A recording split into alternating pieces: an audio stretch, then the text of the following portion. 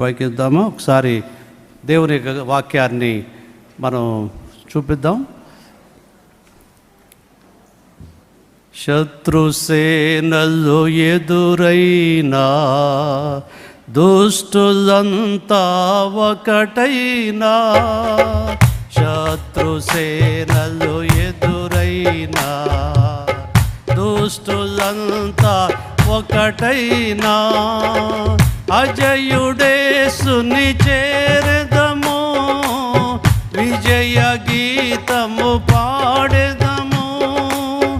అజయుడేసుని చేరదము, విజయుడేసుని చేరదము.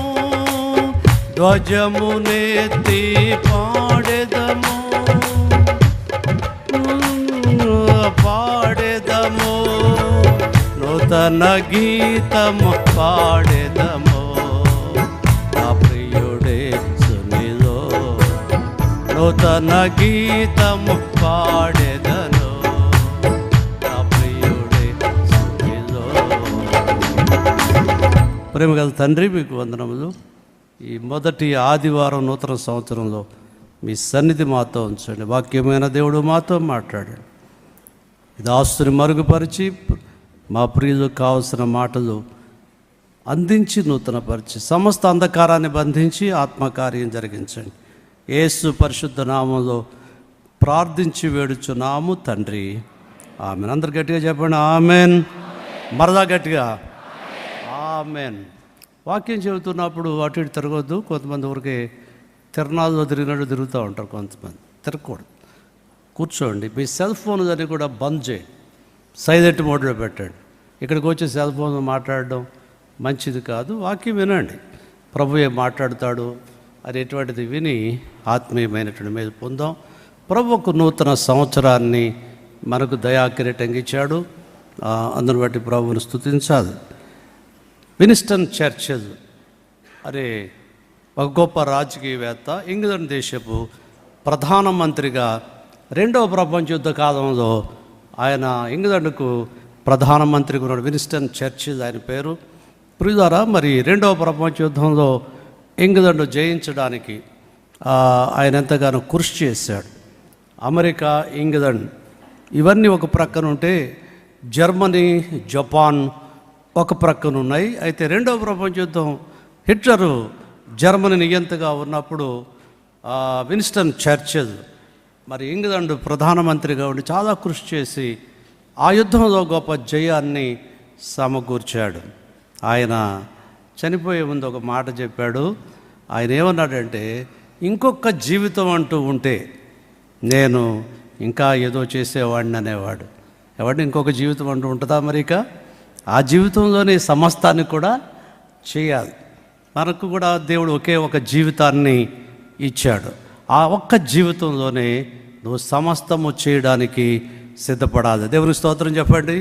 హల్లెలూయా. కొరింథీయులకు రాసిన 2వ పత్రిక 5వ అధ్యాయం 17వ వచనాన్ని చదువుకుందాం. బైబిల్ తెరిచి కొరింథీ 2వ పత్రిక, the second Corinthians chapter 5 verse 17 చదువుకుందాం. కాగా ఎవడైనను క్రీస్తునందు ఉన్న ఎడల వాడు నూతన సృష్టి, పాతవి గతించెను, ఇదిగో క్రొత్తవాయెను.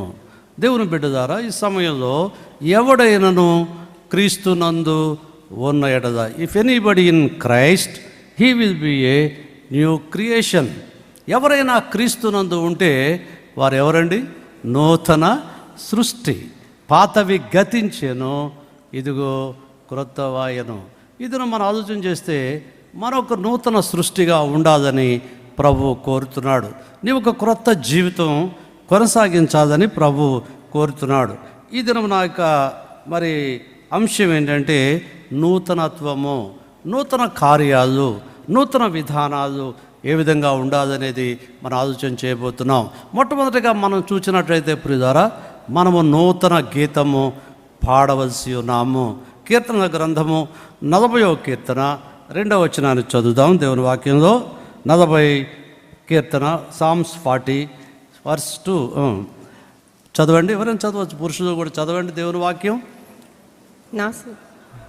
నాశనకరమైన గుంటలో నుండి, జిగట గల దొంగ ఊబి నుండి ఆయన నన్ను పైకెత్తెను. నా పాదములు బండ మీద నిలిపెను, నా అడుగులు స్థిరపరిచి. చదవండి 3వ వచనంలో. తనకు స్తోత్ర రూపమగు క్రొత్త గీతమును నా నోట ఉంచాను. దావీదు మహారాజు అంటున్నాడు, నా నోట ఏ గీతం ఉంది? నూతన గీతము. ప్రియ దేవుని బిడ్డలారా, మరి నీ జీవితంలో నూతన గీతం ఉందా? క్రొత్త గీతం ఉందా? మరి ఒకప్పుడు సినిమా పాటలు పాడావు, వ్యర్థమైన పాటలు పాడావు. ఈరోజు నీ జీవితంలో నీ తీర్మానం, కమిట్మెంట్ ఏంటంటే చెప్పండి, నూతన గీతము. నాయన నా నోట క్రొత్త గీతమును ఉంచాను. ఎప్పుడు? నాశనకరమైన గుంటలో నుండి, జిగట గల దొంగ ఊపి నుండి ఆయన నన్ను పైకెత్తను. క్రైస్తవ్యం అనేటువంటిది పైకి ఎక్కడమే కానీ దిగిపోవటం కాదు. చాలామంది తెలియక యేసు ప్రభు నమ్ముకున్న వాళ్ళు అందరూ ఆ మతంలో దిగిపోతున్నారు అంటున్నారు. మతంలో దిగిపోవటం లేదండి, మార్గములో పైకి ఏం చేస్తున్నారు? ఎక్కుతున్నారు. నా స్నేహితుడు ఒకసారి కృష్ణా జిల్లాలో వాక్యం అందించడానికి నేను వెళ్ళినప్పుడు ఆర్టీసీ బస్సులో కలుసుకొని ఒక మాట, నా బైబిల్ బ్యాగ్ ఇదంతా చూసి అన్నాడు, మిత్రమా నువ్వు ఎప్పుడు ఈ మతంలో దిగిపోయావన్నాడు నన్ను. అప్పుడు నేను చెప్పాను, మన ఇద్దరం ఒకప్పుడు దిగిపోయిన వాళ్ళమే, కానీ నేనైతే యేసు ప్రభువును పైకి ఎక్కించాడన్నాను. దేవుని స్తోత్రం. నువ్వింకా దిగిపోయే ఉన్నావు, నువ్వు పాపంలో దిగిపోయావు, కానీ ప్రభువు నన్ను ఏం చేశాడు? పైకి ఎక్కించాడు. మనం ఎక్కావు పైకి, ఇంకా దిగిపోయే ఉన్నావా? ఈ నూతన సంవత్సరంలో ఒక తీర్మానానికి రా, ప్రభువా నన్ను పైకి ఎక్కించండి. నా నోట ఏముండాలి? పాటలు ఉండాలి. దేవుని బిడ్డలు, నిజంగా నువ్వు రక్షించబడితే నువ్వు పాడుతూ ఉంటావు పాటలు.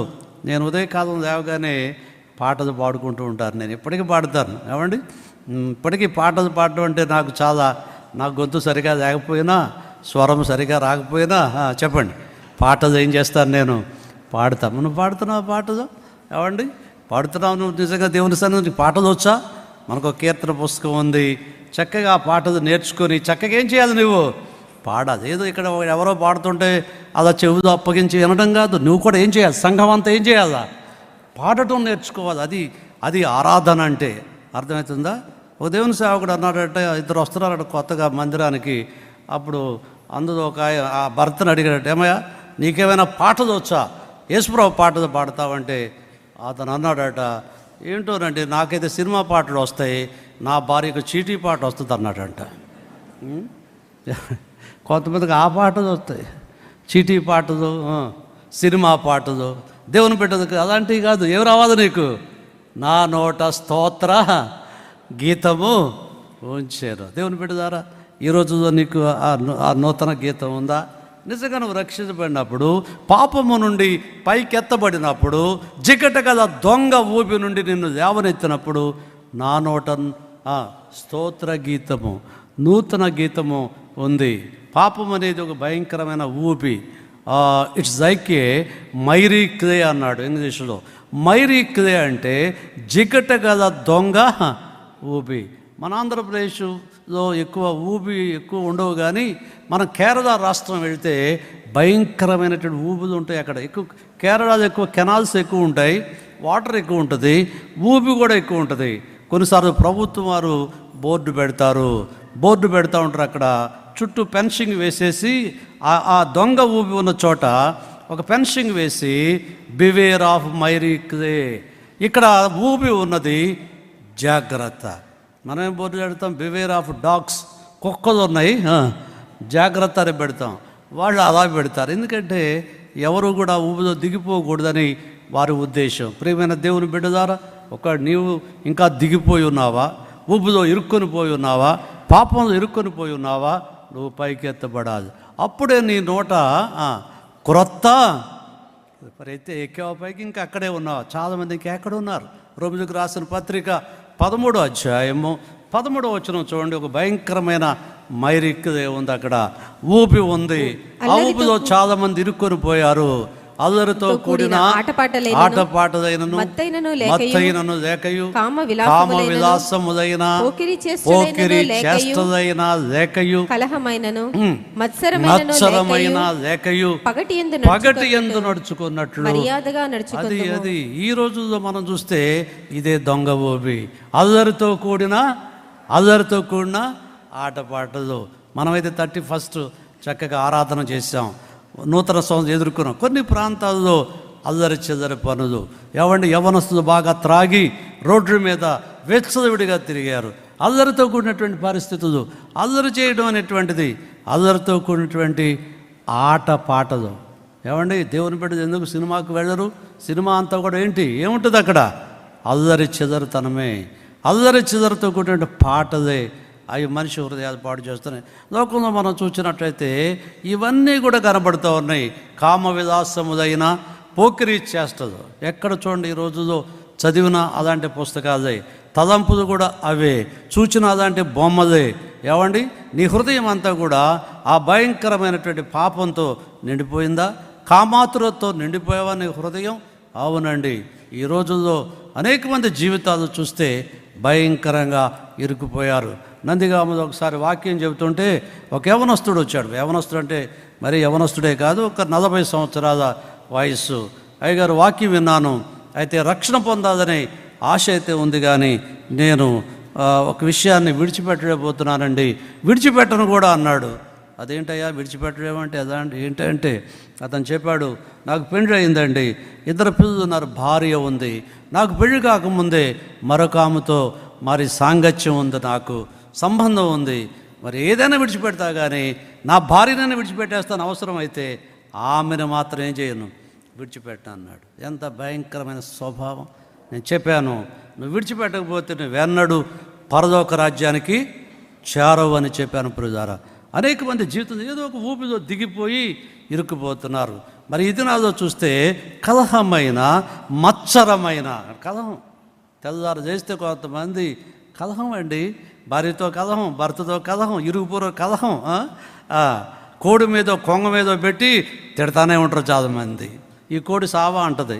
కోడి చావటం కాదు, ఆ ఇంట్లో చచ్చిపోవాలి. కలహం, మత్సరం అంటే అసూయ. అసూయ అండి, ద్వేషం, జలసి. కొంతమందికి ఎక్కడదైనా అసూయ బుద్ధి లేని వారు అసూయ వలన చచ్చేదరనందు యోబు గ్రంథంలో. అదొక భయంకర డిసీజ్. కోవిడ్తో చచ్చిపోయారు కొంతమంది, కానీ అంతకంటే భయంకర జబ్బేంటి? అసూయ. ఉందా నీకు అసూయ? ఎవరినైనా మీద ద్వేషం ఉందా నీకు? అసూయ పడుతున్నావా నీ జీవితంలో? సహించలేకపోతున్నావా? మత్సరంతో నింబడిందా నీ హృదయం? ఇదిగో ఇదే భయంకర దొంగ ఊపి.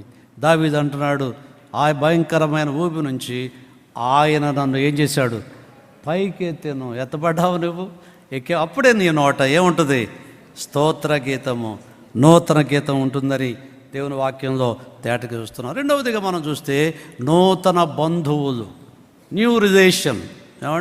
బంధువులు అందరికీ ఉంటారు. ఒకసారి దేవుని వాక్యం చూడండి, తిమోతికి రాసిన 2వ పత్రిక 2వ అధ్యాయము 22వ వచనం. 22వ వచనం, నీవు యవ్వనేచ్ఛల నుండి పారిపోము, పవిత్ర హృదయులై ప్రభువునకు ప్రార్థన చేయవారితో కూడా నీతిని విశ్వాసమును ప్రేమను సమాధానమును వెంటాడుము. చూసారా? ఓ యవ్వనస్తుడైన తిమోతికి ఉత్తరం రాస్తూ పౌలు గారు, నువ్వు యవ్వనేచ్ఛల నుండి పారిపోవాలి. దేవుని బిడ్డలు పారిపోవాలట. ఎక్కడి నుండి? యవ్వనస్తులు ప్రాముఖ్యంగా యవ్వనేచ్ఛల నుండి యవ్వనం రాగానే చాలామందిలో అనేక ఇచ్ఛలు పుడుతూ ఉంటాయి, కోరికలు పుడుతూ ఉంటాయి, శరీర సంబంధమైనటువంటి ఆశలు పుడుతూ ఉంటాయి. ఆ ఇచ్ఛల నుండి నువ్వేం చేయాలా?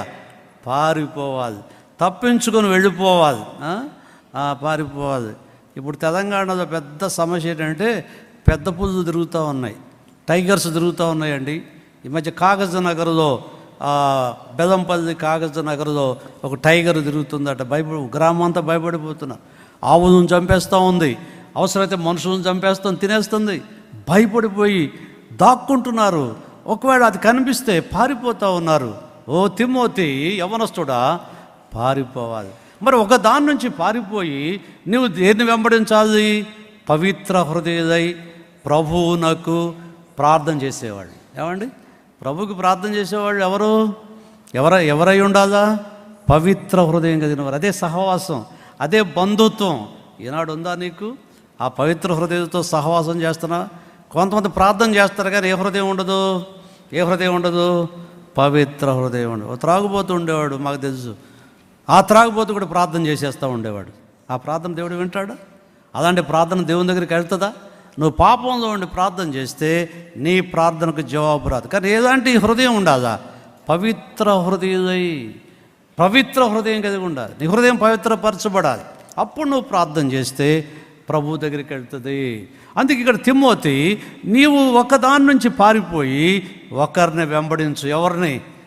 వాళ్ళే మనకు నూతన బంధువులు. ఎవరైతే పవిత్ర హృదయం కలుగున్న అదే సంఘం అంటే ఏమండి, సహవాసం అంటే అదే, బంధువులు అంటే వాళ్ళే. మరి అలాగే నువ్వు వెంబడిస్తే నాలుగిటిని నువ్వు ఇంగ్లీష్ బైబిల్లో సంపాదించుకోనమని ఉంది, తెలుగు బైబిల్లో వెంటాడమని ఉంది, కానీ ఇంగ్లీషులో సంపాదించుకోనమని ఉంది. నీతిని, విశ్వాసమును, ప్రేమను, సమాధానాన్ని ఏం చేస్తావు నువ్వు? నీకు బంధువులు ఉన్నారా? మనందరికీ బంధువులు ఉంటారు. బంధువులు, రాబంధువులు. ఈ బంధువులు, ఈ రాబంధువులు ఎప్పుడు వస్తాయి? చచ్చిపోయినప్పుడు వస్తాయి. అవి బతుకున్నప్పుడు ఎవరు సహాయం చేయరు. ఏమండి, కొంతమందికి అండి బంధుప్రీతి ఎక్కువ. ఆదివారం మందిరం కూడా మానేసి బంధువుల చోటు తిరుగుతూ ఉంటారు చాలామంది. ఏమండి, ఒకళ్ళు రక్షించబడిన వాళ్ళు అయితే పర్వాలేదు, ప్రభు నెరిగిన వాళ్ళైతే పర్వాలేదు, కానీ మారు మనసు అయినటువంటి బంధువులతో నువ్వు సహవాసం చేస్తే నీ ఆత్మీయ జీవితం ఏమవుతుంది? పాడైపోద్ది. కొంతమంది బంధువులకు భయపడిపోతారు, సమాజానికి భయపడిపోతూ ఉంటారు. కానీ మనం భయపడాల్సింది ఎవరిని? ప్రభువుకే. ఏమండి, బంధువులు ఉంటారు, కానీ మనం ఒక ప్రత్యేకమైన జీవితాన్ని కలిగి ఉండాలి. పరిశుద్ధులతో సహవాసము కలిగి ఉండాలనేటువంటి విషయాన్ని తేటగా చూస్తాం. యేసు ప్రభు కూడా మరి ఒక మాట చెప్పారు. మత్తయి సువార్త 12వ అధ్యాయము, దయచేసి చూడండి, 49వ వచనంలో ప్రభు ఒక మాట చెప్పారు. ఆయన తన శిష్యుల వైపు చేయి చాచి, ఇదిగో నా తల్లియు నా సహోదరుడు పరలోకమందున్న నా తండ్రి చిత్తము చిత్త ప్రకారము చేయువాడే నా సహోదరుడును నా సహోదరియు నా తల్లియు అనెను. యేసు ప్రభు దగ్గరికి ఆయన ఒక చోట బోధిస్తుంటే ఆయన తల్లి వచ్చారట. ఆయన సహోదరుడు వస్తే చెప్పారట, ప్రభువా ఇదిగో మీ తల్లి వచ్చేసింది, మీ సోదరుడు వచ్చారంటే ఒకడు ఆ పరిస్థితి మనం అంటే పరిగెత్తుకు వెళ్ళిపోతాం. కానీ యేసయ్య ఏమన్నాడు? ఎవరు నా తల్లి, ఎవరు నా సహోదరులు? పరలోకమందు నా తండ్రి చిత్త ప్రకారము చేయువారే నా తల్లియు నా సహోదరు. దేవుని బిడ్డ ద్వారా అదే నూతన బంధుత్వం. శరీర సంబంధమైన బంధుత్వం కంటే ఆత్మ సంబంధమైన బంధుత్వం చాలా గొప్పది ప్రియులారా, గొప్పది. అలాంటి బంధుత్వం కలిగి ఉన్నావా? ఈ రోజులో నిజంగా చూస్తే దేవుని బిడ్డలు నూతన బంధుత్వాన్ని కలిగి ఉన్నారు. అలానే యేసు ప్రభు శరీర సంబంధ తల్లిని నిర్లక్ష్యం చేశాడు. ఆయన నిర్లక్ష్యం చేయలేదు. ఆయన సిలువ వేయబడేటప్పుడు ఏమండి, ఆయన తల్లి అక్కడ నిలబడితే యోహానుతో చెప్పాడు, ఇదిగో నీ తల్లి అని యోహానుకు అప్పగించి వెళ్ళాడు పురిదారా. అలాని తల్లిదండ్రులను నిర్లక్ష్యం చేయమని కాదు, తల్లిదండ్రులను ప్రేమించవద్దని కాదు, తల్లిదండ్రులను చూడాలి. నువ్వు భూమి మీద దీర్ఘాయుషవంతుడవునట్లు నీ తల్లిని, నీ తండ్రిని సన్మానించమనుంది వాక్యంలో. ఏమండి, తల్లిని తండ్రిని దూషించువాని దీపము కారు చీకటిలో ఆరిపోవును. ఎక్కడ ఆరిపోద్దట? అమావాస్య ఏ చీకటి ఉంటుంది? కారు చీకటి ఉంటుంది. ఆ కారు చీకటిలో లైట్లను ఆరిపోయిన ఎలా ఉంటుంది? ఇంకా భయంకరం. కొంతమంది తల్లిదండ్రులను దూషించి, తల్లిదండ్రులను మరి దయ చూపించకుండా, భోజనం పెట్టకుండా, వారి వృద్ధాప్యంలో వారిని నెట్టివేసేటువంటి వారి జీవితాల్లో కారు చీకటిలో దీపం ఆరిపోయినట్టు అయిపోద్ది. వారి జీవితం అంధకారం అయిపోద్ది బ్రదర్. అందుకే తల్లిదండ్రులను గౌరవించాలి, తల్లిని తండ్రిని సన్మానించాలి. అయితే ఇక్కడ వాక్యం మనం చూస్తే శరీర సంబంధమైన వారికంటే ఆత్మీయమైన తల్లులు. ఏమండి, ఒకవేళ నీకు ఈ లోకం తల్లి లేకపోవచ్చు, కానీ దేవుని సంఘములో ఎంతోమంది తల్లులు నీకు ఉన్నారు. ఒకవేళ నీకు అన్న లేకపోవచ్చు, కానీ ఇక్కడ ఎంతోమంది అన్నలు రక్షణ పొందిన వాళ్ళు. తమ్ముడు లేకపోవచ్చు, కానీ ఎంతమంది తమ్ముళ్ళు ఉన్నారు. చెల్లెలు లేకపోవచ్చు కానీ, అక్క లేకపోవచ్చు కానీ, ఇక్కడ దేవుని బిడ్డలు మన అక్క, మన చెల్లెలు. ఎంతమంది ఉన్నారండి? 1998లో మా తండ్రి గారు ప్రభువును నిద్రించారు. 2006లో మా తల్లి గారు ప్రభువును నిద్రించింది. అయినప్పటికీ ఏమండి, మరి ఇప్పటికీ కొంతమందిని నేను పిలుస్తాను, తల్లిగారు బాగున్నారా అంటారు. పెద్ద వయసు, నాకంటే కొంచెం పెద్ద వయసు వాళ్ళని తల్లిగారు బాగున్నారా, తండ్రి గారు బాగున్నారా, లేకపోతే యవ్వనస్తుని తమ్ముడు ఎలా ఉన్నావు, అన్న ఎలా ఉన్నావు. ఎందుకని దేవుడు మనకి ఆ బంధుత్వాన్ని ఇచ్చాడు. దేవుని బిడ్డదారా, శరీర బంధువుల వైపు పరిగెత్తున్నావేమో నీవు, జాగ్రత్తగా ఎదుగుండు. దేవుని కంటే మరి ఎక్కువగా నువ్వు ఎవరిని ప్రేమించడానికి వీలు. ఈ రోజుల్లో మరి మనం నూతన బంధువులను కలిగి ఉన్నాం. నూతన బంధువులతో సహవాసము ఉండాలి. సహవాసం సరిగ్గా ఉండాలి. కృష్ణా జిల్లాలో ఒక యవనస్తుడిని ఎరుగుదును. అతడు కమ్యూనిస్ట్. మరి మేము కమ్యూనిజంలో ఉన్నప్పుడు అతను కూడా ఆ కమ్యూనిస్టుగా ఉండేవాడు. ఆ తండ్రి కూడా కమ్యూనిస్టే బ్రదర్. ఆ తండ్రి గోడ మీద ఏం రాశాడో తెలుసా? దేవుడు లేడు అని రాశాడు. దేవుడు లేడు, నాస్తికత్వం. కమ్యూనిజంలో దేవుడు లేడు అనేటువంటి నాస్తికత్వం ఉంటుంది. సరే రాశాడు. ఈ యవనస్తుడు బ్రదర్ మరి ఒకరోజు దేవుని వాక్యం విన్నాడు. దేవుని యొక్క వాక్యం విన్నప్పుడు ప్రభు ఆయన హృదయం తెరిచాడు, మారు మనసు పొందాడు. ప్రభు పాపక్షమాపణ పొంది ప్రభు కొరకు జీవించి ఒక బైబిల్ కొనుక్కొని ఇంట్లోకి వచ్చి బైబిల్ చదువుతుండేవాడు. తండ్రి చూసి ఒకరోజు, ఎరా బుద్ధి లేదా, మనం ఎవరు కమ్యూనిస్టులో, మనం అసలు మనకు దేవుడే లేడు, నువ్వు బైబిల్ తీసుకొని చదువుతున్నావని కొట్టాడు. కుమారుణ్ణి కొట్టాడు బ్రదర్. కొట్టినా కూడా ఇతడు బైబిల్ చదువుతుండేవాడు. ఆదివారం దేవుని బిడ్డలతో కలిసి ఆరాధనకు వెళ్తుండేవాడు. ఒకరోజు అయితే మరి ఆ గదిలో పెట్టి గట్టిగా కొట్టేశాడు కొడుకుని. చెంప మీద కొట్టాడండి. ఇలా 5 ఏళ్ళు అంటుకుపోయినాయి చెంప మీద. అప్పుడు ఆ యవనస్తుడు చాలా బాధపడిపోయాడు. ప్రభువా, నేను యవనుడిగా ఉన్నప్పుడు, సినిమాలకు పోయినప్పుడు, ఇంట్లో డబ్బులు దొంగతనంగా పట్టుకెళ్ళినప్పుడు, స్నేహితులతో త్రాగినప్పుడు, విచ్చలవిడిగా జీవించినప్పుడు నా తండ్రి ఎప్పుడు నన్ను ఏమీ అనలేదు. నేను ఇవన్నీ మానేసి మార్పు చెంది నీ బిడ్డగా జీవిస్తుంటే నన్నేం చేశాడు? కొట్టాడు. ప్రభువా, ఎందుకు ఈ జీవితం నాది, ఇంకా నేను బతకను అని నిరాశ, డిప్రెషన్లోకి వెళ్ళిపోయి ఇంక నేను చచ్చిపోతానని ఆ గదిలో ఓ చాప మీద ఏడుస్తూ ఉన్నాడు. అలా ఏడ్చి సొక్కిపోయి ఆ చాప మీద పండుకున్నాడు. ఆ రాత్రి ప్రభువాన్ని దర్శించాడు బ్రదర్. ఆ రాత్రి దర్శనంలో యేసు ప్రభు అతని దగ్గరికి వచ్చి, నా కుమారుడా, నీ తండ్రి కొట్టింది నిన్ను కాదు, నన్ను కొట్టాడు చూడని యేసయ్య ఆ చెంప చూపించాడట. ఆ చెంప మీద ఆ తండ్రి కొట్టినటువంటి 5 వ్రేళ్ళు అంటుకుపోయి ఉన్నాయట. నిన్ను కాదు కొట్టింది, ఎవరిని కొట్టాడు?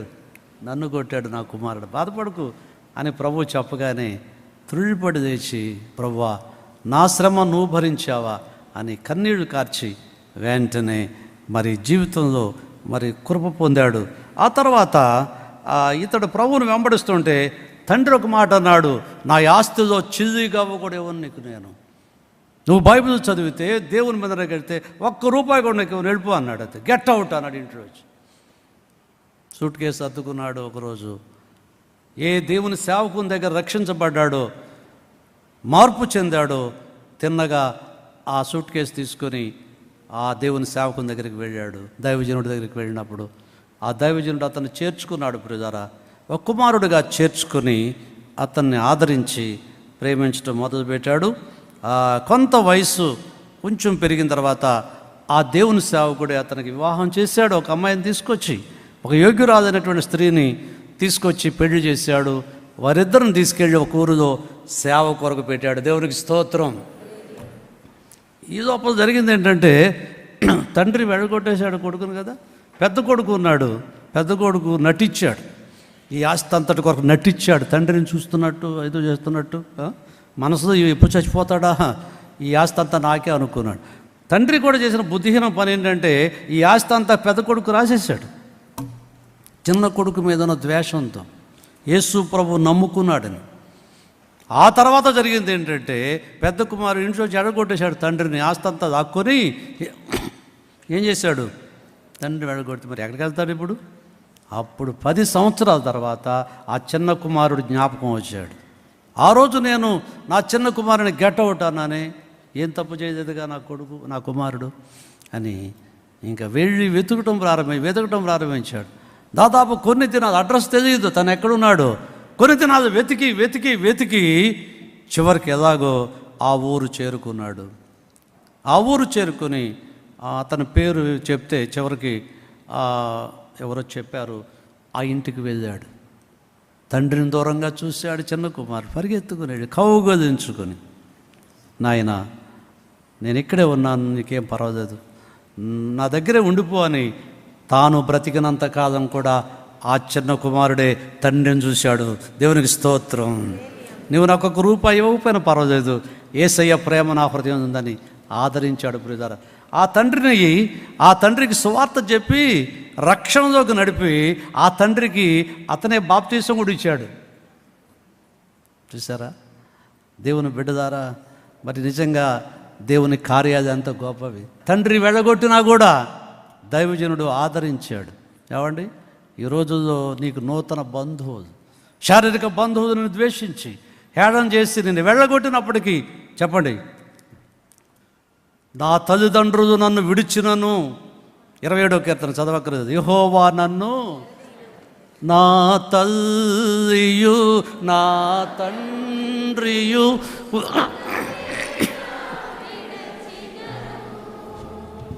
నా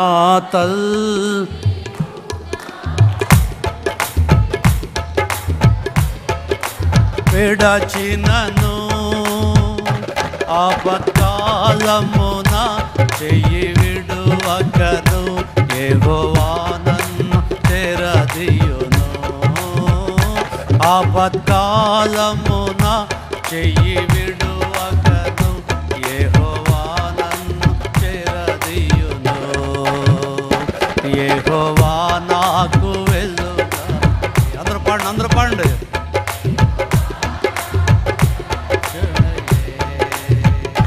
నా ప్రాణ దుర్గమనే, నేను ఎవరికి ఎన్నడు భయపడను, నేను ఎవరికి నడు భయపడను. దేవుని స్తోత్రం, హల్లెలూయా. నేను ఎవరికి ఎన్నడు భయపడను భక్తుడు పాడుతాను, మనమేం పాడుతున్నాం, నేను అందరికీ భయపడుతున్నాను. కొంతమంది ఉంటారు స్త్రీలు, భర్త అంటాడు, ఇదివా చంపేస్తాను, చచ్చిపోయినా సరే ఎక్కడ, అక్కడే. ఈ దినాల్లో దేవుని కొరకు నువ్వు జీవించాలి సహోదరుడు. నూతన బంధువులు, నూతన సహవాసం ఉందా నీకు? సహవాసం ఒకప్పుడు పాత స్నేహితులు ఉన్నారు నీకు, దౌర్భాగ్యమైన వాళ్ళతో స్నేహం చేస్తాం, త్రాగుబోతులతో, వ్యభిచారులతో, దొంగలతో నీ సహవాసం ఉంది, విగ్రహారాధికులతో నీ సహవాసం ఉంది. కానీ ఇప్పుడు నీ సహవాసం మారిపోవాలి. అదే నూతన బంధుత్వము అనేది మనం చూస్తాం. మూడవదిగా చూసినప్పుడు నూతన ప్రేమ. ఏ ప్రేమ? నూతన ప్రేమ. ఆదికాండము 43వ అధ్యాయం 30వ వచనాన్ని చదువుదాం. ఆదికాండము 43:30 వచనం చూడండి. యోసేపు అప్పుడు తన తమ్ముని మీద యోసేపునకు ప్రేమ పొరుదుకొని వచ్చాను. ఎవరి మీద వచ్చిందంట ప్రేమ? ప్రేమ ఎలా వచ్చిందంట అమ్మా? పెదవుల మీద కాదు. యోసేపుకు తన తమ్ముని మీద, బెన్యామీను మీద ప్రేమ పొరుదుకొని వచ్చింది. ప్రేమ అనేది పొరుదుకొని రావాలండి, అంతేగాని పదవులతో ఉంటుంది కొంతమంది ప్రేమ. ఒక దైవసేవకుడు చెప్పేవాడు, కొంతమంది అంట పెనం మీద పప్పలు ఉండరట, పెదవుల మీద ఉండేస్తారంట. పెదవులతోనే మాటలు ఒట్టి మాటలు, పనికిరాని మాటలు. కానీ ప్రేమ పొరుదుకొని వచ్చింది. నిజంగా బెన్యామీను యోసేపు ఒకే తల్లి బిడ్డలు. ఏమండి, 12 మందిలో 2 రాహేలు కుమారులు. ముందు 10 మంది వచ్చారు ఆ యొక్క ఐగుప్తు దేశానికి. చూశాడు, మీ తమ్ముడు ఎక్కడా అని అడిగాడు. ఆ యోసేపు అడిగాడు, మా తమ్ముడు మా నాయన దగ్గర ఉన్నాడు, వాడు లేకపోతే మా నాయన ఇంతకుముందు ఒక తమ్ముడిని సింహం తినేసింది, ఇప్పుడు వాడు ఉన్నాడు, మా తండ్రి దగ్గర ఉన్నాడు. సింహం తినేసిందా యోసేపుని? అమ్మేసి అబద్ధాలు. కొంతమంది మాట్లాడితే అబద్ధం, ప్రతిదానికి అబద్ధమే. ఏమండి, నువ్వు కూడా అంతేనేమో, ప్రతిదానికి అబద్ధమే చెప్తున్నావేమో. కానీ బెన్యామీను, ఈసారి మీరు వచ్చాడు బెన్యామీను తీసుకురావాలి, మీరు బెన్యామీను తీసుకురాకపోతే నా ముఖాన్ని చూడటానికి అంటే ఆ బెన్యామీను మీద ఏముంది యోసేపుకి? వాస్తవంగా బెన్యామీను రాగానే బెన్యామీను కౌగలించుకొని ముద్దు పెట్టుకొని యోసేపు బెన్యామీను మీద తన ప్రేమ ఎదవైందంట. అదే నూతన ప్రేమ. దేవుని బిడ్డ ద్వారా ఈ రోజుల్లో నీకు నూతన ప్రేమ ఉందా? ప్రేమించే మనసు ఉందా నీకు?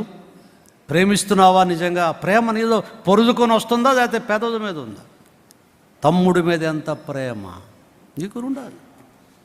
నీ సహోదరులను ప్రేమించాలి, ఇరుగు పొరుగు వారిని ప్రేమించాలి, నీ భార్యను ప్రేమించాలి, నీ భర్తను ప్రేమించాలి. కొంతమంది చెడు ప్రేమ ఎక్కువ కనబడుతూ ఉంది ఈరోజు. ప్రేమ దోమ అని చెప్పి తిరుగుతూ ఉన్నారు, జీవితాలు పాడు చేసుకుంటున్నారు. అందుకే నీ ఆరోగ్యం పాడైపోతుంది, నీ కెరీర్ పాడైపోతుంది, అనేకసార్లు నీ చదువు పాడైపోతుంది, భవిష్యత్తు పాడైపోతుంది. జీవితంలో చెడు ప్రేమ తట్టుగా నువ్వు తిరుగుతున్నట్లయితే దేవుని ప్రేమతో ఏం చేయాలా? నింపబడాలి. ఉందా దేవుని ప్రేమ? నువ్వు నిజంగా ప్రేమించగలిగితే క్షమించే మనసు కూడా ఉంటుంది, ఫర్గివ్నెస్ నీదో ఉంటుంది. ప్రేమ దోషములన్నిటినీ కప్పునా, లేకపోతే ఎత్తి చూపిస్తుందా? చెప్పండి. కప్పుతుందంటే అర్థం ఏంటి? క్షమించే మనసు ఉంటుంది. దేవుని బిడ్డలో ప్రేమ ఉంటే ఇతరులను క్షమిస్తావు, నువ్వు ఫర్గివ్నెస్ ఉంటుంది. ఈ ప్రపంచం ఒక భయంకర జబ్బుతో బాధపడుతుంది, అదేంటంటే క్షమించలేని మనసు. కొంతమంది క్షమించరు, భార్య భర్తలు దెబ్బలాడుకుంటారు, 20 సంవత్సరాలు వెనక్కి వెళ్ళిపోతారు.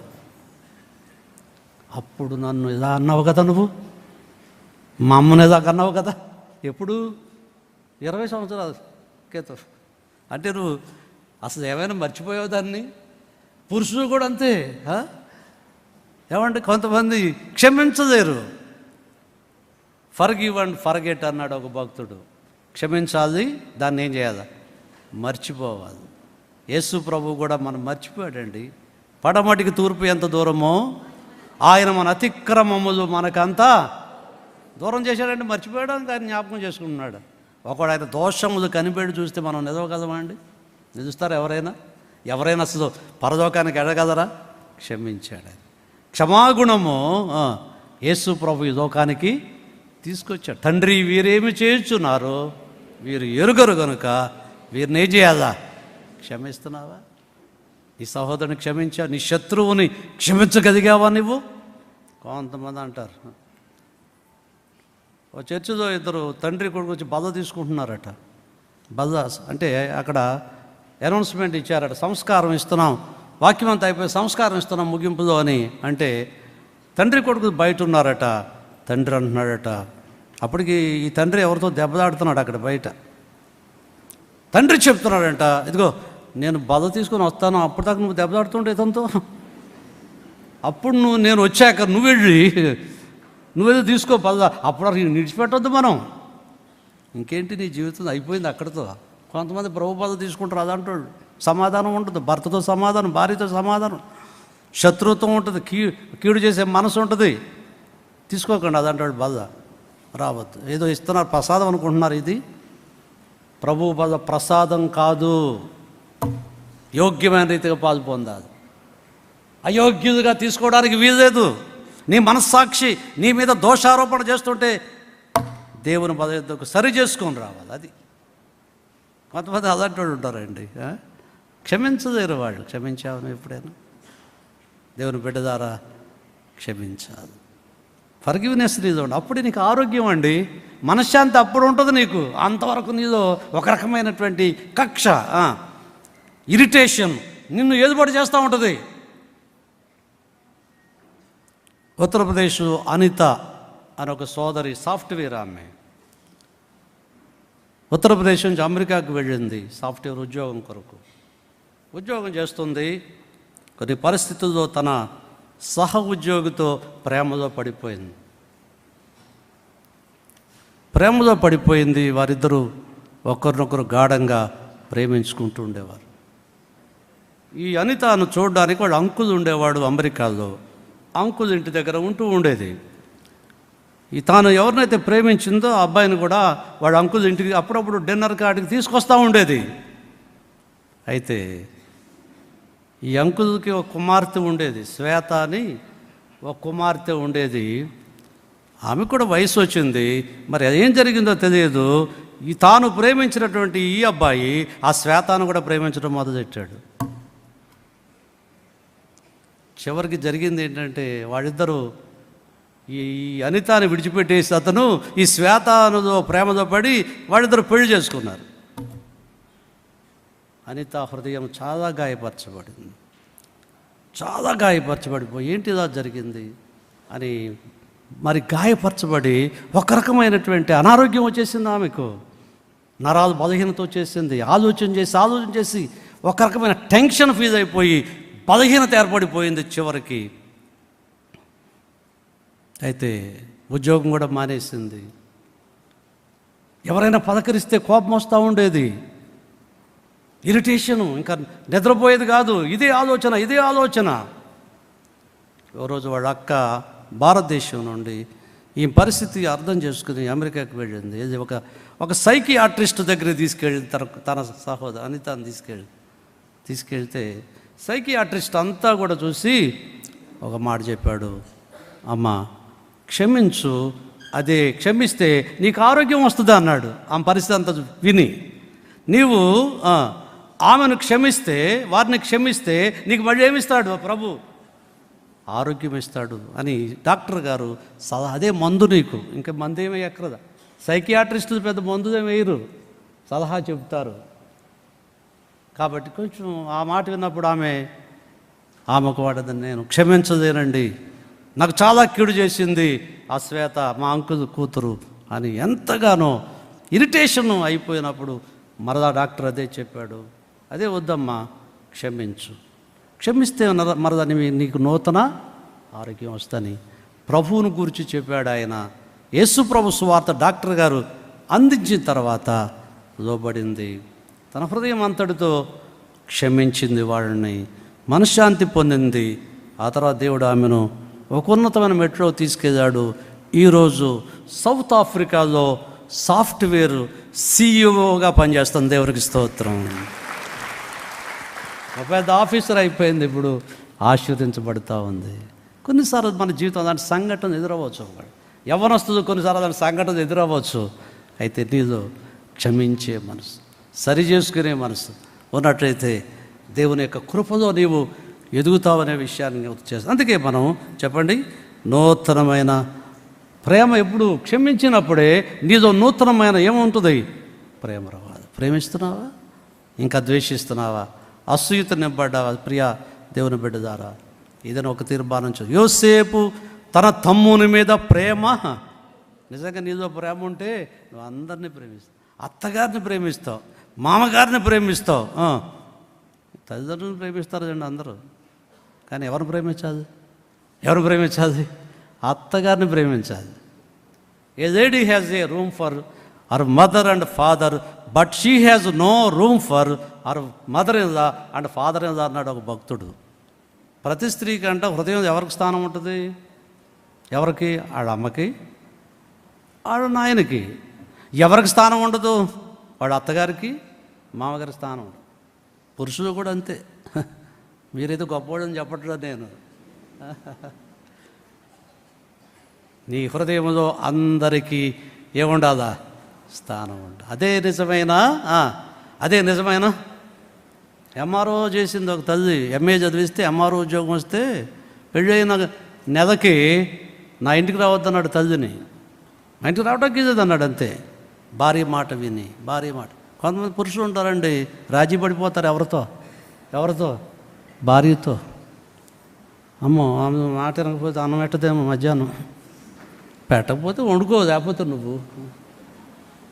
నేను ఒక మాట చెప్తాను, నువ్వు ప్రభువుని ఎరిగి ఉంటే ప్రభు వాక్యం మీద నిలబడాల్సింది అంతే. ఒక నీ భార్య ఏకీపించకపోయినా ప్రభులో నిలబడాలి. రెబెక్క ఇస్సాకు పెళ్ళైన తర్వాత చేసుకున్నాక షారా గుడారంలో పెళ్ళైంది రెబెక్కకి. రెబెకాను గురించి ఒక మంచి మాట ఉందండి. రెబెకా వెళ్ళగానే ఇస్సాకు తన తల్లి విషయమై దుఃఖ నివారణ పొందెను. రెబెకా వెళ్ళడం మొదట ఏం కలిగింది ఆ ఇంట్లో? దుఃఖం పోయింది. అప్పటి వరకు శారా చనిపోయింది. తల్లి చనిపోతే ఆ తల్లి విషయమై ఏం పొందాడు ఇస్సాకు అంటే ఆ తల్లి స్థానంలో రెబెకా వచ్చింది. ఆదరణ కలిగించాలి. కోడళ్ళు మామగారింటికి భర్త ఇంటికి వెళ్ళినప్పుడు ఏం తీసుకెళ్ళాలి? కట్నం కాదు, 5 కేజీలు బంగారం కాదు. నిన్న చూశాను టీవీలో ఒక ఆయన ఎన్నో 5 కేజీలు బంగారం వేసి దొరుకుతున్నాడంట తిరుపతిలో. 5 కేజీలు అండి. మరి ఎలా మోస్తున్నాడో తెలీదు. ఆ టీవీ యాంకర్ చెబుతున్నాడు, జాగ్రత్త చూసుకో, చంపేస్తారు ఎవరని నేను అన్నాను. అంతే కదా. ఈ 5 కేజీ బంగారం మెడ చేసుకుని తిరిగితే ఏం చేస్తాడు? ఎవడో చూస్తాడు, చంపేసి అది పట్టుకుపోతాడు. నువ్వు బంగారం తీసుకెళ్ళక్కర్లేదు. ఒకటి, నీవు వెళ్ళుట ద్వారా ఆ కుటుంబానికి ఏం రావాలి? అదే నిజమైన ప్రేమ. అంతేనా? దావీదు మహారాజు అన్నాడు, యెహోవా 26వ కీర్తన, యెహోవా నీ తేజో మహిమను నిలుచు స్థలమును నేను ప్రేమించుచున్నాను. ఏం ప్రేమించాడు దావీదు గారు? నీ మందిరమును, నీ తేజో మహిమ నిలుచు స్థలాన్ని ప్రేమిస్తున్నావా? దేవుని సంఘాన్ని, దేవుని మందిరం అంటే ఆయన తేజో మహిమ నిలుస్తుంది ఇక్కడ. ఒకటి మీరు అనుకోవచ్చు, ఈ మందిరంలో ఏముంది? చైర్స్ వేశారు, ఏసీ రన్ అవుతుంది అనుకుంటున్నావా? దానితో పాటు తేజో మహిమ. ఈ స్థలంలో అడుగుపెట్టినప్పుడు నువ్వు స్వస్థత పొందుతూ ఉన్నావు. ఈ స్థలంలో నువ్వు అడుగుపెట్టినప్పుడు నీ జీవితం ఎంత భయంకరమైంది అయినప్పటికీ నువ్వు మార్పు చెందుతూ ఉన్నావు ఇక్కడ. ఒకవేళ ఇంకా ఇంత వాక్యం మారకపోతే భయంకర తీర్పులో నువ్వు నిలబడాల్సిందే రేపు. తేజో మహిమ, తేజో మహిమ. ఇక్కడ మహిమ ఉందండి. ఈ స్థలంలో నువ్వు అడుగుపెట్టగానే దేవుని మహిమ నిన్ను ఆవరిస్తుంది. ఇక్కడ అనేక సాక్ష్యం ఇస్తున్నారు. అయ్యా, క్రైస్ట్ వర్షిప్ సెంటర్ అడుగుపెట్టినప్పుడు మా జీవితాలు మారినాయండి. ఒకప్పుడు త్రాగుబోతునండి, ఒకప్పుడు వ్యభిచారినండి, ఒకప్పుడు మోసకరమైన జీవితం అండి. ఈరోజు నన్ను యేసయ్య మార్చాడు. అదే ఆ మందిరాన్ని ఏం చేశాడు దావీదు గారు? ప్రేమిస్తున్నా? ప్రేమించుట నేర్చుకోవాలి. ప్రేమ పొరుదుకొని రావాలి. దేవుని ప్రేమించే చెప్పండి ఏం రావాలా? మనసు రావాలని దేవుని యొక్క వాక్యం తేటగా తెలియజేస్తుంది. ప్రభు మనకు నూతన ప్రేమ. 4వదిగా నూతన వాగ్దానాన్ని ఇస్తున్నాడు. చూడండి, యెహోషువ గ్రంథం 1వ అధ్యాయము, త్వరగా ఈ మాటలు. యెహోషువ గ్రంథం 1వ అధ్యాయం 9వ వచనాన్ని చదువుకుందాం. నేను నీకు ఆజ్ఞ ఇచ్చి ఉన్నాను కదా. యెహోషువ 1వ అధ్యాయం 9వ వచనం. నేను నీకు ఆజ్ఞ ఇచ్చి ఉన్నాను కదా. నిబ్బరము కలిగి ధైర్యముగా నుండుము. ధైర్యంగా ఉండుము. దిగులు పడకము, జడియకుము. నీవు నడుచు మార్గం అంతటిలో నీ దేవుడైన యెహోవా నీకు తోడై ఉండును. 31 మనం వాగ్దానాలు తీసుకున్నాం. ఏమండి, వాగ్దానాలు తీసుకున్నాం. మీరు అందరూ ఒక్కొక్కరికి ఒక వాగ్దానం వచ్చింది. సరే, మంచిదే. కానీ ఈరోజు ప్రభు నీకు నూతన వాగ్దానాన్ని ఇస్తున్నాడు. ఏంటి ఆ వాగ్దానం? చదివాం మనం. యెహోషువతో ప్రభుత్వ వాగ్దానం ఏంటి? నిబ్బరము కలిగి ధైర్యంగా ఉండుము, దిగులు పడకము, జడియకము అనే మాట. నీ దేవుడైన యెహోవా నీకేమై ఉన్నాడు? కొంతమంది దిగులు ఉండు, కురింగిపోతూ ఉంటారు జీవితంలో. ఏదో కష్టమును బట్టి, పరిస్థితులను బట్టి దిగులు పడేటువంటి జీవితం, జడిసిపోయే జీవితం, భయంతోనే వారి దినాలు నడుస్తూ ఉన్నారు. ప్రభు వాగ్దానం ఏంటి? దిగులు పడొద్దు, జడియొద్దు, ధైర్యంగా. 2021వ సంవత్సరంలో నువ్వు ధైర్యంగా జీవించాలి ప్రభు కొరకు. ఇంకా పిరిగితనం ఉందా? ఏదో భయస్థుడుగా ఉన్నావా? కొంతమంది ఏదో భయం వెంటాడుతాను. దేనికో దానికి భయపడతారు చాలామంది. దేవుని బిడ్డలు దేనికి భయపడరు. కత్తికి కానీ, కర్రకు కానీ, కాగితానికి కానీ ఏం చేయరు? భయపడరు. ఒక అతను నా మీద కత్తి తీసుకొచ్చాడు, చంపేస్తాను నిన్ను. వాక్యం చెబుతుంటూనే భయపడలేదు. సహోదరుడా, నేను అన్నిటికీ సిద్ధపడి సేవకు వచ్చాను. నేను దేవుని సేవ బ్రతుకు తెరువుకు రాదా? బ్రతకాదంటే ఇతను ఉద్యోగం చేసుకోవచ్చు. బ్రతుకు తెరువుకు రాదైతే దేవుని సేవకి నేను అన్నిటికీ సిద్ధపడి వచ్చాను. నేను అవసరమైతే నా ప్రభు కొరకు ప్రాణం పెట్టడానికి కూడా సిద్ధంగా ఉన్నాను అని చెప్పాను. కత్తి తీసుకొచ్చాడు, కానీ ఆ కత్తి అక్కడెట్టి ఆ మీటింగ్ అంతా అయ్యాక ముందుకు వచ్చి మోకాళ్ళు వేసాడు. 100 రూపాయలు, ఆ రోజుల్లో 100 రూపాయలు అక్కడ ఎట్టి, అయ్యగారు ప్రార్థన చేయండి బాబు నా కోసం, దుర్మార్గుడిని నేను అని ప్రార్థన చేయించుకుని వెళ్ళాడు. ఆ తర్వాత అనుకున్నాను, దేవుడు అద్భుతంగా అతను మార్చి ఉంటాడు. దేవునికి స్తోత్రం. భయపడుతున్నావా? మనుషులకు భయపడుతున్నావా? సమాజానికి భయపడుతున్నావా? బంధువులకు భయపడిపోతున్నావా? మా బంధువులు ఒప్పుకోరండి. మరి దేనికి ఒప్పుకుంటున్నారు నీకు? దేవుని బిడ్డ ద్వారా వాక్యాన్ని చూస్తే దేవుడు వాగ్దానం, దిగులు పడకము, భయపడకము, ధైర్యముగా ఉండుము. ఉందా ధైర్యం నీకు ప్రభులో? ఈరోజులో ధైర్యంగా జీవించాలి, ధైర్యంగా ఉండాలి. ప్రభువుని బట్టి ధైర్యం. దావీదు తన దేవుడైన యెహోవాను బట్టి ధైర్యము తెచ్చుకొనెను. అవునండి, కొన్నిసార్లు మనకు కలిగిన కష్టాలు, మన కుటుంబంలో మన ప్రియులను కోల్పోయాం. భర్తను కోల్పోయారు కొంతమంది, భార్యను కోల్పోయారు కొంతమంది, తల్లిదండ్రులను కోల్పోయారు కొంతమంది లాస్ట్ ఇయర్ కోవిడ్ వలన. అయితే ధైర్యంగా ప్రభువుని బట్టి ఎలా ఉండాలా? ధైర్యంగా జీవిస్తాం. చట్రవాడలో చాలా సంవత్సరాలు, ఒక 20 సంవత్సరాల క్రితం ఒక కాంపౌండర్ గారు చనిపోతే సమాధి చేశాను నేనే.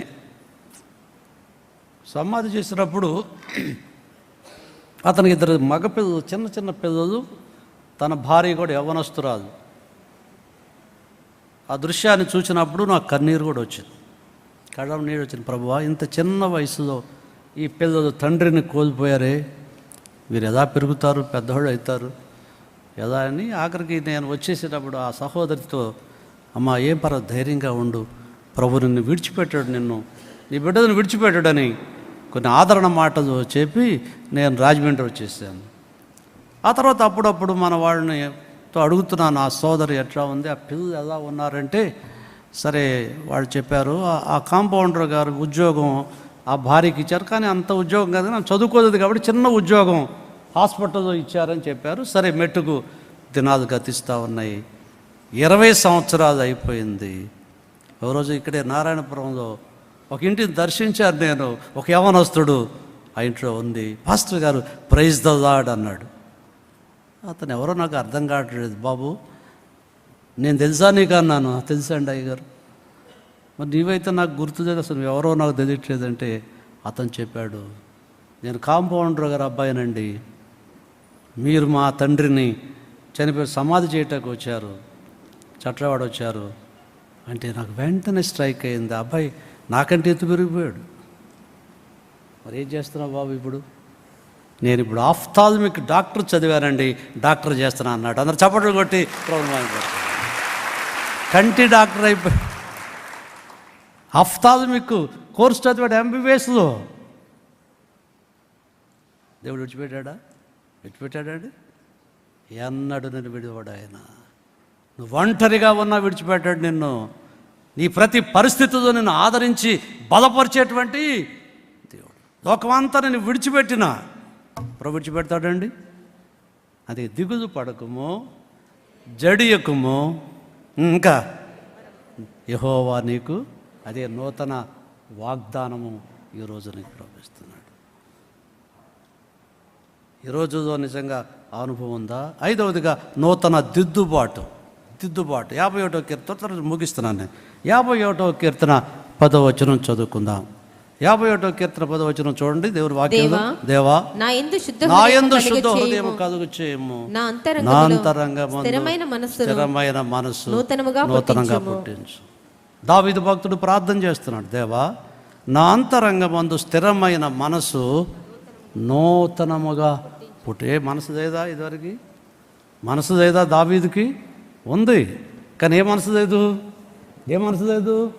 స్థిరమైన, కొంతమందికి మనసు ఉండదు కానీ స్థిరమైన మనసు ఉండదు, అప్పుడు కూడా మారిపోతూ ఉంటుంది. జనవరి 1కి మనందరం ఒక తీర్మానానికి వచ్చాం, ఎక్కడి నుంచి నేను సినిమాకి వెళ్ళను, ఎక్కడి నుండి సిగరెట్లు తాగను, ఎక్కడి నుంచి బ్రాందీ షాపుకి వెళ్ళను, భార్య భర్తలు అయితే పెద్దోళ్ళు అయిపోతున్నారు, మనం ఇద్దరం దెబ్బలాడుకోవద్దు. ఇక మంచిదే తీర్మానాలు. ఒక వారం తర్వాత మళ్ళీ మామూలు అన్నీ మామూలు అయిపోతాయి. ఆ తీర్మానాలు నిలబట్టలేదు చాలామందిలో. ఆ మనసు స్థిరంగా ఉంటలేదు చాలాసార్లు యవనస్తు ద్వారా. మీరు తీర్మానాలు చేస్తున్నారు కానీ ఆ తీర్మానాలు నిల్చున్నాయా? 1975లో నేను ప్రభు ద్వారా తీర్మానం చేసుకున్నాను, కమిట్మెంట్.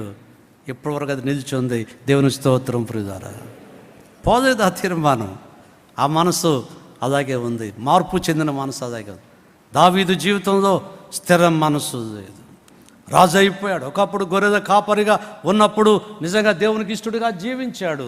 రాజు అయిన తర్వాత నేను రాజును కదా అనేటువంటి గర్వంతో, ఏమండి, అందరూ యుద్ధానికి వెళ్తే అయ్యగారు నిద్రపోతున్నాడు ఇంట్లో. కొంతమంది అంతేనండి, అందరిని పంపిస్తారు ప్రార్థనకి, ఇంట్లో నిద్రపోతుంటారు వాళ్ళు. నిద్రపోయాడు, నిద్రపోయి లేచి ప్రార్థన చేయొద్దా ప్రార్థన? ఏమంటే నిద్రపోయి లేచి ఏం చేయాలి నువ్వు బాబు? ఏం చేయాలి? నిద్ర తెచ్చిన తర్వాత మోకాళ్ళు చేసి ఏం చేయాలా? ప్రార్థన చేయాలి. అది మరి ప్రార్థన చేయాలి. ఏంటి ప్రభా, సైన్యం అంతా యుద్ధంలోకి వెళ్ళింది, జయం ఇవ్వండి, ప్రార్థన చేయదా? ఆ మేడ పైన నుంచి కిందకు చూశాడు. కిందకు చూస్తే ఒక చూడరాని దృశ్యాన్ని చూశాడు. ఒక స్త్రీ స్నానం చేయడం చూశాడు. అతను సిగ్గుపడాలి వెంటనే, అయ్యో ఏంటని వెనక్కి తిరిగి వెళ్ళిపోవాలి. కానీ అతనితో పాపపు వాంఛ బయలుదేరింది. ఆ స్త్రీని రప్పించాడు ఇంటికి. ఆమెతో పాపము చేసి చెడిపోయాడు. జాగ్రత్త, జాగ్రత్త. నీ కన్నులు ఎలా ఉన్నాయి? చూడరాని దృశ్యాలు చూస్తున్నావా నీవు? ఆ దృశ్యాలు చూచి పాపానికి లోబడుతున్నావా? నాతాను ప్రవక్త తదుపరి నిజంగా ఎంతో నష్టపోయాడు దావీదు. ఆ భయంకర వ్యభిచారం వలన దావీదు కుటుంబం పాడైపోయింది. తన కుమారులు చెడిపోయారు. నాతాను దేవుడు పంపించాడు ప్రవక్తని. ఒక స్టోరీ చెప్పాడు ఆయన, ఇప్పుడు టైం మీద చెప్పడానికి.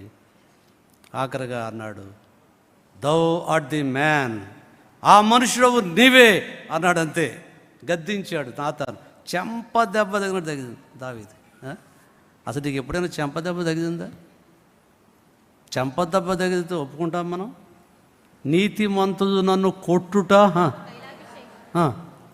నాకు ఉపకారం అన్నాడు దావీదు గారు. కొట్టాడు దావీదుని, ఏదే కర్రతోనూ చేతో కొట్టడా.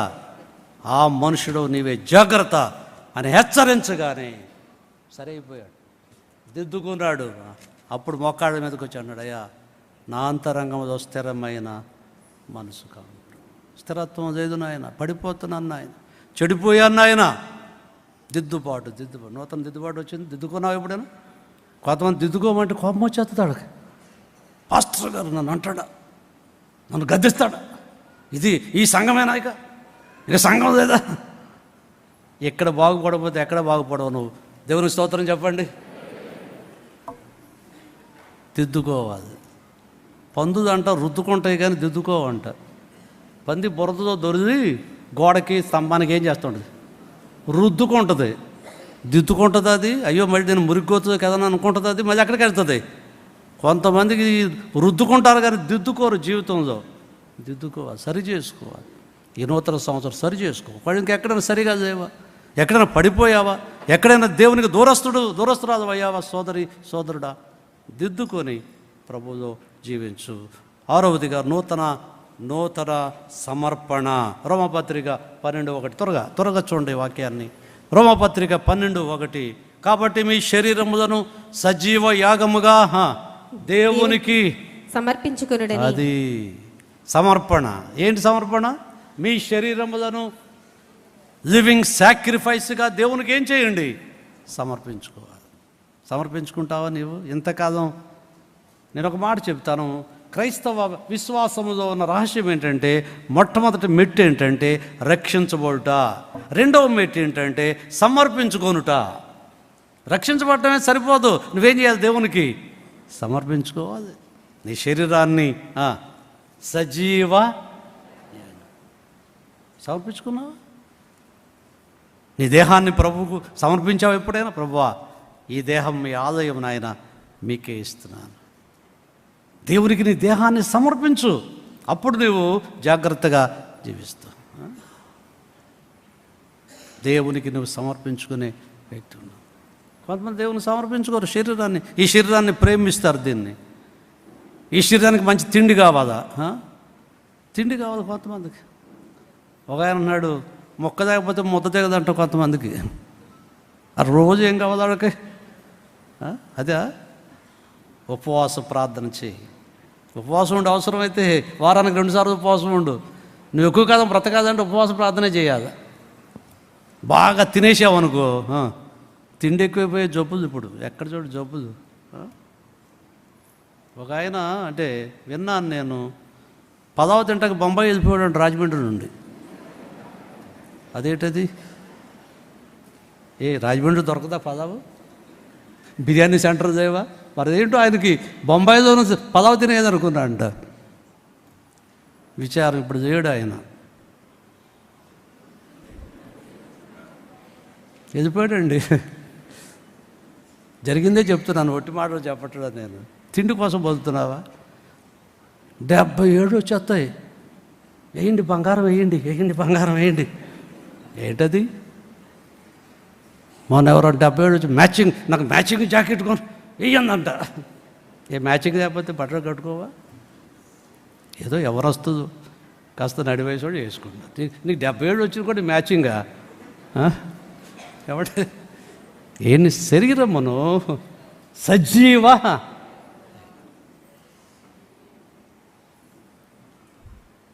అవసరమైతే నా ప్రభా నీకు సమర్పించుకుంటున్నాను. అనకాపల్లిలో ఎస్తేరమ్మ గారు వైశ్య కానబట్టండి. ఆమె ఆడింట్లో ఆరాధన జరిగించేవాడు నేను. వైశ్యుడు అంటే మీకు తెలుసు, మెడ తిరగని బంగారం, మెడ తిరగని బంగారం అండి. ఆమె ఇంట్లోంచి బయటికి రారు, పరపురుషుని చూడరు వాళ్ళు, అంతే. బయటికి వెళ్ళాలంటే గోషా కట్టుకొని వెళ్ళేవారు వాళ్ళు, అంత నిష్ఠ. కానీ యేసు ప్రభు నమ్మిన తర్వాత అక్కడ మందిరం కట్టాల్సి వస్తే భర్తను పిలిచి, ఇవ్వండి ఈ బంగారం అంతా అమ్మేసేసి మందిరం కట్టమంది. దేవుని స్తోత్రం చెప్పండి. కట్టారు. ఏమంటే అంత ఉన్నత కుటుంబం, అలాంటి వాళ్ళు ఇది తీసేశారంటే లోకమంతా హేళన చేశారు వాళ్ళని, బంధువులు. అయినా సరే ప్రభు కొరకు నిలబడిపోయింది. ఒకసారి ఆర్టీసీ బస్సులో ప్రయాణం చేస్తూ నిలబడి సాక్ష్యం చెప్తా ఉంది ఆమె. ఒక స్త్రీ అందరి ముందు సాక్ష్యం చెబుతుంది, ముక్కు మీద వేసేసుకున్న అందరూ. సమర్పణ సజీవ ఉందా సమర్పణ? నీకు దేవుని బిడ్డదారా సమర్పించుకుందాం ప్రభు గారు. నీ సమయం దేవునికి, నీ బలం దేవునికి, నీ ధనాన్ని దేవునికి ఇవ్వడం నేర్చుకో. దేవుని కార్యాలలో ముందుకు సాగిపోదాం, దేవుని చిత్తాన్ని నెరవేర్చుదాం. ఒక పేద విధవరాలు చేసిన కానుకను ప్రభువు చూశాడు. కానుక పెట్టి దగ్గర కూర్చున్నాడు యేసు ప్రభు. ఒకరోజు ముగిస్తున్నా, కానుక పెట్టి దగ్గర కూర్చున్నాడంట. ఏమో ఎవరెవరు వేస్తున్నా ఎంత వేస్తా చూస్తున్నాడు ఆయన. ఇప్పుడు కూడా అంతే, కానుక పడుతున్నాడు ఎవరు చూడడం. దైవ ఎవరు చూస్తున్నారు? కొంతమంది ఉంటారు, వేసినట్టే ఉంటుంది వైరు, ఆ కానుక సంచిలో వేసినట్టే ఉంటుంది వైరు. చూడలేదు ప్రభు నిన్ను వేస్తున్నావు లేదు. ప్రభు చెప్పాడు, ఈ పేద విధవరాలు అందరికంటే ఎక్కువే. 2 కాసులు జీవనం అంతా వేసేసింది. జీవనం అది ప్రభు చూస్తాడు. నువ్వు ఇచ్చే కానుకేంటో ప్రభు చూస్తాడు. దైవసేవకులు చూడకపోవచ్చు. దేవుని బిడ్డ ద్వారా నూతన సమర్పణతో ఈ చివరి రోజు ముందుకు సాగిపోదాం. చివరిగా నూతన ఆకాశము అన్నాడు. ప్రకటన గ్రంథము 21వ అధ్యాయం 1వ వచనం ముగిస్తున్నా. చదవండి, ప్రార్థన చేసుకుందాం. అంతటా నేను క్రొత్త ఆకాశమును క్రొత్త భూమిని చూచితిని. మొదటి భూమియు. ఈ మాట నమ్ముతున్నారు? నమ్మిన వాళ్ళు అందరూ చప్పట్లు కొట్టండి. అంతటా నేను క్రొత్త ఆకాశమును. ఈ భూమి ఉండదంటగా, చాపేసి మడత పెట్టేస్తున్నట్లుగానే ఒకరోజు ప్రభు ఈ భూమిని ఏం చేయబోతున్నాడు? మడిచేస్తాడు.